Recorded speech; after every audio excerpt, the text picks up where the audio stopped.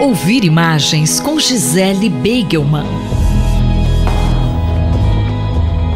Professora, a senhora está participando da Bienal da Imagem de Buenos Aires? Leila, é verdade, eu estou participando da Bienal da Imagem em Movimento em Buenos Aires. Essa Bienal existe desde 2012 e desde que nasceu nesse ano nunca teve interrupções, e os curadores, a Gabriela Golder e o Andrés Denegri, decidiram que fariam a Bienal, ainda que sem contar com o espaço expositivo tradicional conforme vinha trabalhando ao longo desses anos.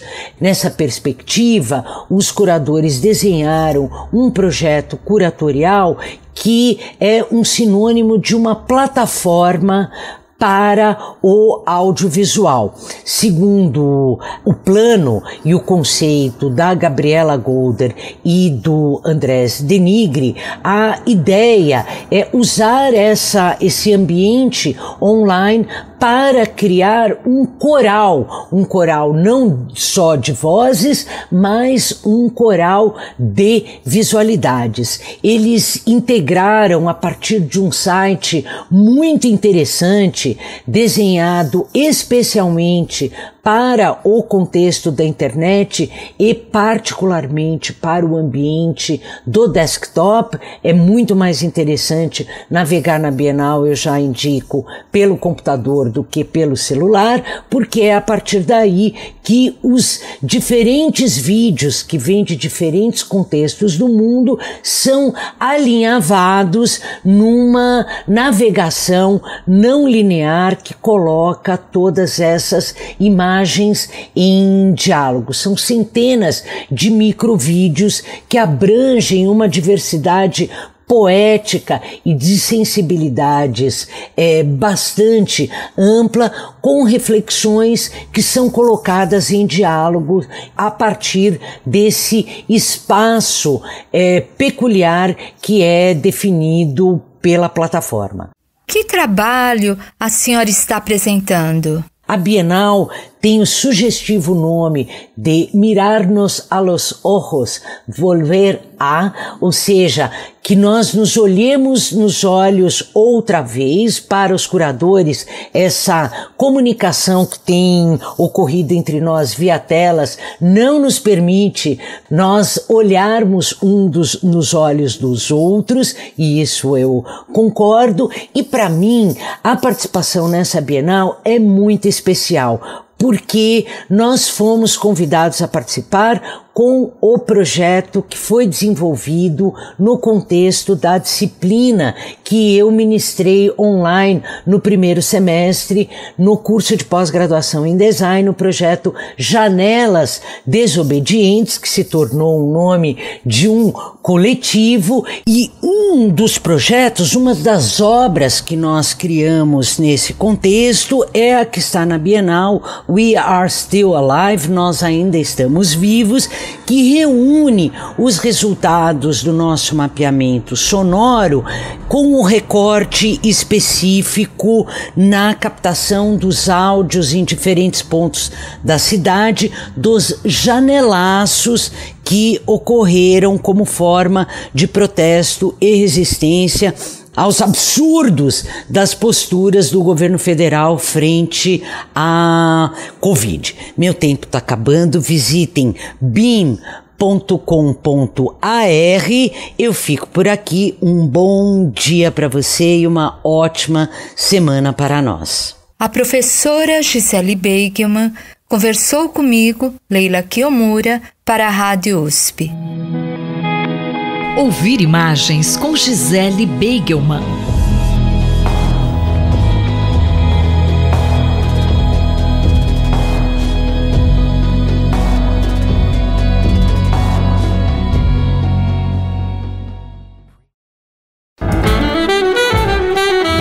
Economia, por Gilson Schwartz. Professor, qual o tema da coluna hoje? Nosso tema hoje é a crise de credibilidade da política econômica brasileira. Parece que está ocorrendo uma inversão. A crise política, a corrosão na popularidade, no apoio ao presidente Bolsonaro, parece que houve uma reversão, até como efeito do auxílio emergencial. E o posto Ipiranga, o ministro da Economia, Paulo Guedes, que era considerado, digamos, o lastro de credibilidade do próprio governo Bolsonaro, encontra-se cada vez mais isolado. A própria equipe entrou num ritmo que o ministro mesmo qualificou como debandada. O fato é que a agenda de Paulo Guedes encontra-se totalmente comprometida. A reforma administrativa, com muitos furos, recebe críticas por todos os lados e, mais uma vez, mudanças que se dizem radicais, mas que demoram muito tempo para acontecer, os benefícios são duvidosos. E aí, novamente, o custo, inclusive do ponto de vista da eficiência das políticas públicas, passa a ter uma importância maior e a assustar mais do que os eventuais ganhos prometidos no longo prazo. A reforma tributária virou agora uma discussão sobre a volta da CPMF e mais uma expressão dos tecnocratas. Tratar-se então agora de uma substituição tributária também já começa em meio a um tiroteio. Críticas, especialistas dizendo que o que o governo está propondo simplesmente não tem base em estudos e pesquisas, é um chute, um tiro no escuro. Privatizações totalmente travadas, o titular também pediu para sair. O comércio exterior continua aquela toada, um trumpismo inconsequente, dando, concedendo, oferecendo vantagens e sem contrapartidas à altura das demandas, inclusive do setor exportador brasileiro. Aliás, o setor exportador que tem sido acusado também de provocar inflação de alimentos, mais uma pedra no caminho do ministro Paulo Guedes. O fato é que o Brasil já entrou em ritmo acelerado de desindustrialização e agora destruição do meio ambiente. O que parece realmente o horizonte de expansão para além da produção agrícola atual, derrubando as matas, as florestas para plantar soja ou criar gado, na realidade cria também problemas internacionais que abalam a credibilidade do governo e do próprio ministro. Professor Gilson, o que podemos esperar em relação à situação do ministro Paulo Guedes? O resultado, nas próximas semanas, pode ser o final da fritura, um processo que já ocorreu com outros ministros e que parece realmente seguir o mesmo padrão com Paulo Guedes. Não há, nesse momento, nenhuma garantia, inclusive, de que o principal dogma que vem aí desde o período do governo Temer, que é o teto de gastos, não há realmente mais nenhuma garantia de que esse teto de gastos venha a ser respeitado. Em primeiro lugar, porque a própria concessão de benefícios emergenciais e auxílios emergenciais para a população carente vai se prolongando. Já se fala em novo Bolsa Família, uma nova reformulação, mas se os atritos recentes foram, entre outras razões, justamente porque a equipe do ministro Paulo Guedes não concordava com essa extensão ilimitada, que, como ele mesmo dizia, levaria até o impeachment do presidente, nesse contexto, parece difícil imaginar que Paulo Guedes esteja ainda à frente do Ministério da Economia quando, e isso parece inevitável, o teto de gastos seja furado e mais auxílio emergencial seja providenciado numa situação em que a pandemia está longe de acabar. Semana que vem voltamos discutindo tendências no Brasil e no mundo em economia, política e tecnologia. Eu, Simone Lemos, ouvi o professor Gilson Schwartz. Economia, por Gilson Schwartz.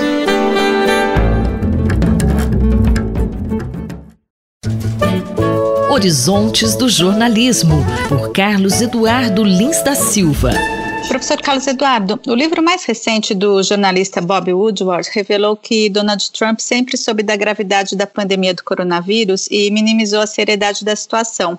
Como a mídia tem lidado com essas mensagens de autoridades que são claramente contrárias aos fatos? É um dos problemas que pessoas, líderes como Donald Trump e Jair Bolsonaro têm trazido para a prática do jornalismo. Durante toda a história do jornalismo no século XX, houve sempre uma certa compostura da parte dos jornalistas ao tratar com autoridades como o presidente da República, autoridade máxima de uma nação. E era muito difícil que o jornalismo dissesse com todas as letras que o presidente mentiu.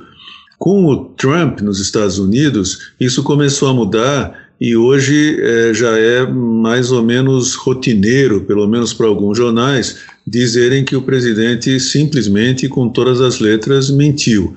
E nós temos visto a existência de diversas agências noticiosas, agências de checagem de fatos, que procuram mostrar quais são os fatos verdadeiros que os presidentes falam e quais são os falsos. Ainda recentemente, depois do discurso do presidente Bolsonaro à Assembleia Geral das Nações Unidas, os principais jornais brasileiros fizeram isso. Publicaram a íntegra do pronunciamento do presidente, mostrando quais daquelas afirmações eram falsas. É uma coisa difícil de lidar, não é?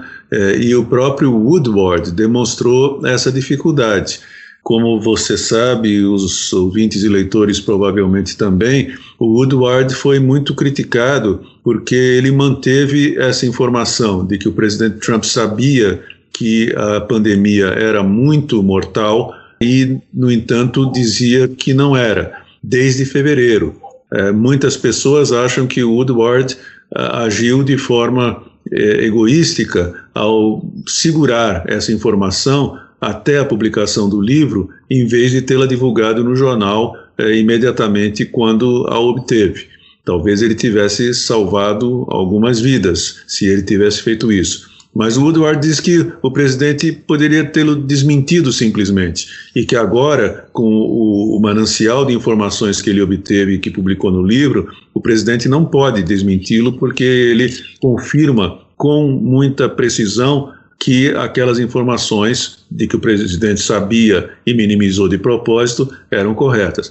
Então essa relação entre a verdade e a mentira ditas por presidentes da República ou altas autoridades nacionais ou internacionais traz ao jornalista muitos dilemas, não só no jornalismo diário, como até no jornalismo de livros, como prova esse incidente com o Bob Woodward. E a mídia brasileira, professor, como tem lidado com isso? A mídia brasileira tem lidado de uma forma ainda incipiente, porque o presidente Trump já é presidente nos Estados Unidos há quase 4 anos e o presidente Bolsonaro há menos de 2. E o presidente Bolsonaro, digamos, tem um coeficiente de mentiras um pouco menor do que o do presidente Trump. O jornal Washington Post fez um mentirômetro do presidente Trump e ele já está nas dezenas de milhares de mentiras públicas ditas, numa média de 8, 9 por dia. O presidente Bolsonaro é mais modesto. Ele mente, segundo alguns mentirômetros, numa média de 2, 3 mentiras por dia. Então a mídia brasileira ainda está lidando com isso de uma forma não muito convicta, mas cada vez mais o comportamento de alguns jornais é similar ao comportamento dos principais jornais americanos, que chamam de mentira o que é mentira. Muitas vezes os jornalismos, tanto brasileiro quanto americano, usam certos eufemismos, como dizer, sem ter prova suficiente, o presidente diz isso ou diz aquilo. Mas com frequência tem se dito que é mentira o que o presidente disse. O jornalista e professor Carlos Eduardo Lins da Silva, colunista da Rádio USP, conversou comigo, Márcia Blasques. Horizontes do Jornalismo, por Carlos Eduardo Lins da Silva.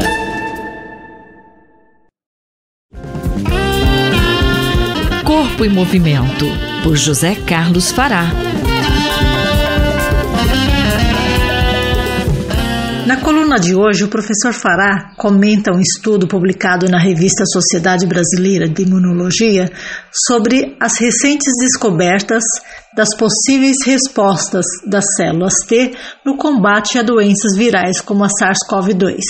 As células T, ou linfócitos T, fazem parte do nosso sistema imunológico e ajudam nosso organismo a se defender de infecções.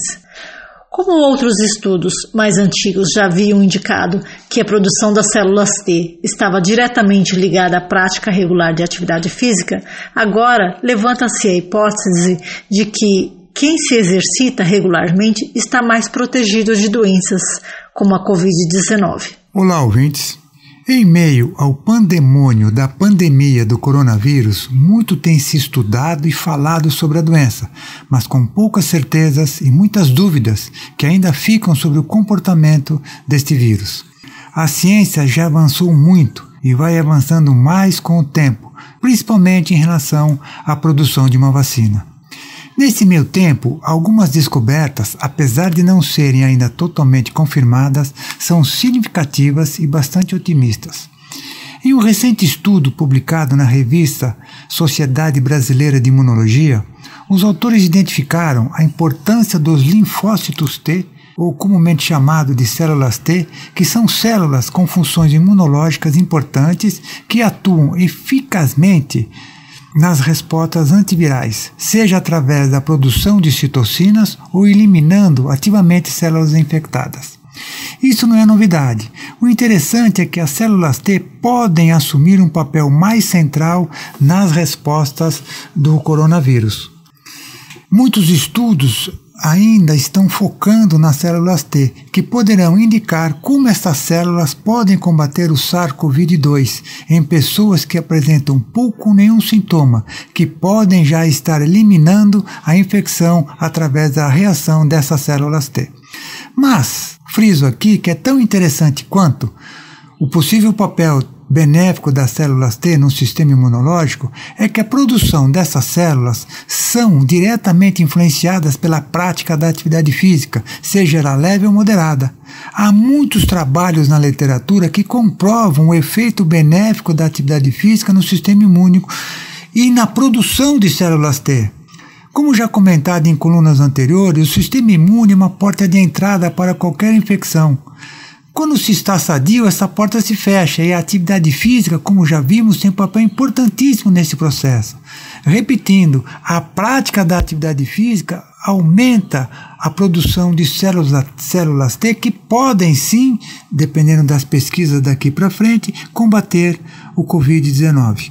Professor, devemos praticar atividade física para nos proteger da Covid-19? Sim, mas não em relação só ao Covid, isso não tem sombra de dúvida. Já comentamos em colunas anteriores da importância de se ter um sistema imune fortalecido, seja para qualquer doença. Como sempre enfatizamos nessas colunas, a prática da atividade física sempre é benéfica, não só agora por causa do Covid, mas também lembro de outras doenças crônicas graves, como a hipertensão, a diabetes, a obesidade e alguns tipos de câncer muito comum entre as pessoas, e que os efeitos benéficos da atividade física se contrapõem aos efeitos nocivos dessas doenças. Acredito que com o Covid não será diferente. A atividade física deve sim ajudar muito no fortalecimento do sistema imune e nessa produção de células T. Este é José Carlos Fará, falou comigo, Ivanir Ferreira, para a Rádio USP. Anote aí, se você tiver alguma dúvida ou queira mandar alguma sugestão para essa coluna, envie um e-mail para ouvinte@usp.br, aos cuidados do professor Fará. Corpo em Movimento, por José Carlos Fará.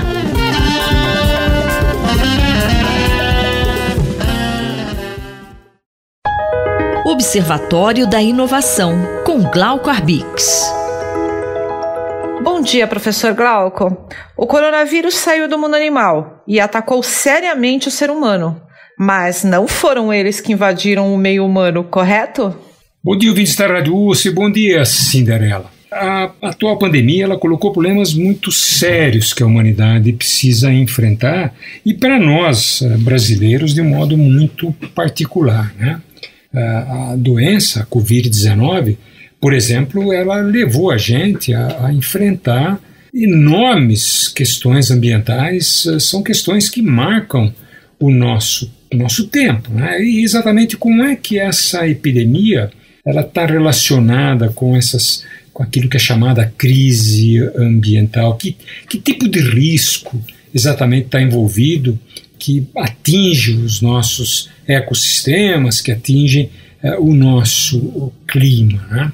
Primeiro, é sempre bom lembrar que esses vírus, essas epidemias e essas pandemias, nós tivemos várias, né? E nos últimos anos elas têm diminuído o período de manifestação delas, né? Nós tivemos a SARS, a MERS, a H1N1, Ebola.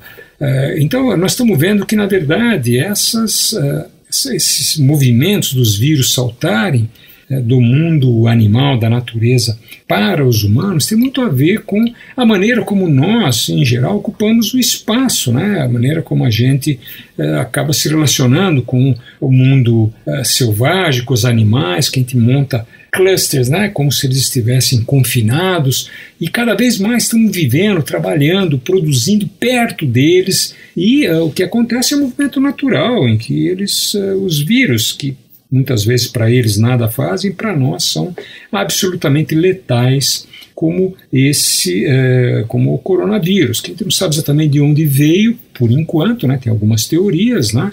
Mas em qualquer hipótese, é super importante lembrar que o contato que nós realizamos com os ambientes naturais, eles, na verdade, a gente faz contato com fontes enormes de chamados patógenos, né, porque nós estamos tratando o tempo todo, interagindo com animais que estão em cativeiro, ou exatamente com grandes fazendas produtoras de proteína animal, certo? Já que o agronegócio é muito forte.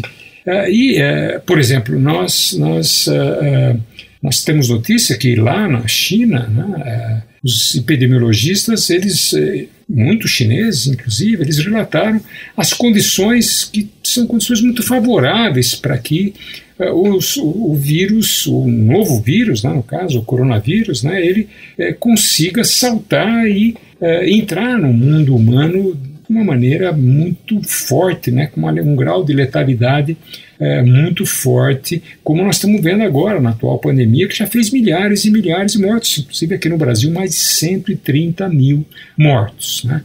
Se a gente for lembrar, nós estamos vendo que, na verdade, novas regiões, por conta do aquecimento global, estão se tornando regiões favoráveis ao desenvolvimento de espécies, como, por exemplo, de mosquitos que transmitem malária, e estão lá na Europa, não estavam antes, agora estão. Nós estamos percebendo que a poluição do ar deixa os nossos corpos mais frágeis para enfrentar inimigos externos, como um vírus, né, que vem e ataca os nossos organismos. Professor, o que devemos aprender para mudar no mundo pós-pandemia? Essa relação que precisa mudar, exatamente essa situação que nos leva a pensar que no mundo pós-pandemia não pode voltar e não deve voltar ao que era antes, mas nós temos que melhorar, nós temos que avançar, nós temos que pensar em formas melhores, porque nós temos uma oportunidade grande pela frente, exatamente para pensar no mundo com uma eficiência energética melhor. Mais informações sobre inovação estão disponíveis no site Observatório da Inovação do Instituto de Estudos Avançados da USP, oic.unap.usp.br. Eu sou Cinderela Caldeira e conversei com o professor Glauco Arbix para a Rádio USP. Até a próxima semana. Observatório da Inovação, com Glauco Arbix.